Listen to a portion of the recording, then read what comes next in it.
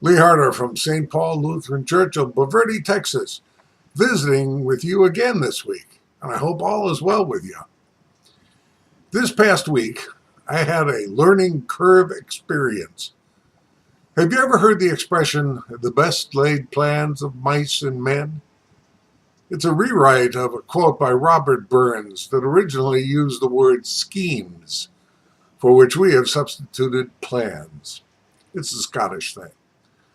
Well, last Sunday, Rally Sunday, the Sunday where flash flood warnings were out for our part of Texas, made that quote a reality. We had plans. I had plans. Big single worship celebration at a ranch. Lots of music. Installing education people for Sunday school and confirmation. Receiving new disciples. Fun and games for the whole family.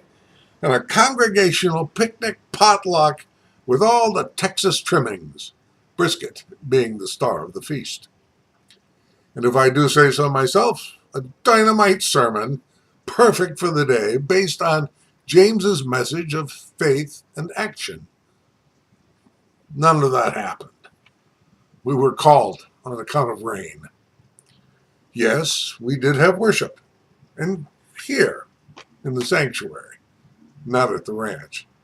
Needless to say, all the stuff we had planned wasn't going to happen. We weren't even sure anybody would show up at church since the phone tree, that's an automatic dialing system, to call all the congregation wasn't working. The best we could do was an email blast, which not everybody gets.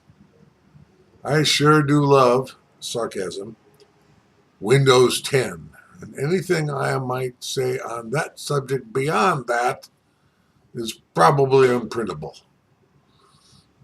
Now, I can wing it without a liturgy. Unfortunately, our organist was not waterbound.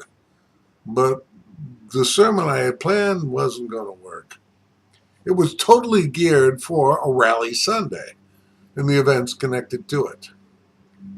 No Rally Sunday, no sermon. At least not that sermon. That meant, in the span of a little over an hour, I had to have a sermon. Nor was the time I had to work on it uninterrupted, as people were asking about Karen and how she was doing after her knee surgery. Well, believe it or not, the service went off without a hitch. We actually had about 75 people show up. We celebrated Holy Communion, thanks to a volunteer who quickly got everything ready. As to the sermon, it wasn't the one planned. But someone actually came up afterwards as I was greeting people and told me how good it was. They said, "One of your best." Let me be clear. It wasn't my sermon. It was God's. It had to be, because I couldn't have pulled it off. We preached Isaiah and how we need not fear or doubt or worry, but be strong in the Lord and trust in Him.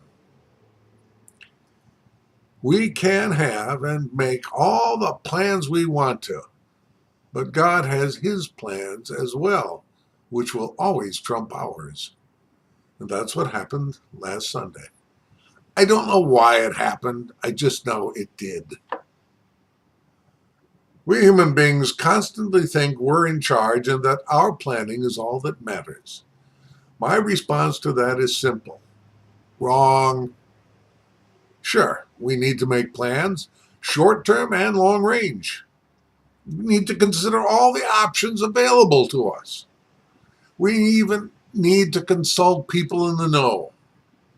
I won't call them experts because oftentimes they're not, but to consult outside resources. But that isn't where we need to start. We start by asking God what His plans are for us. This is especially important for us as the church. The church is in the business of sharing and proclaiming our faith in Jesus Christ, the salvation He makes possible. It's that Great Commission thing again. Our plans must always be formulated under that truth. If we stop functioning as a church in God's service, living out His purpose and plan for our lives, and just do business, we're no longer the church. We're about faith and living that message in all we do. We must always be consulting Him in prayer and the goals we strive for. I got another lesson last week in whose plan is to be followed. My plans need to be plugged into God's plans. Maybe one day I'll learn that lesson. Then again, probably not. I can be stubborn, as Karen says. But don't you be. And those are my thoughts. God bless. Have a great week.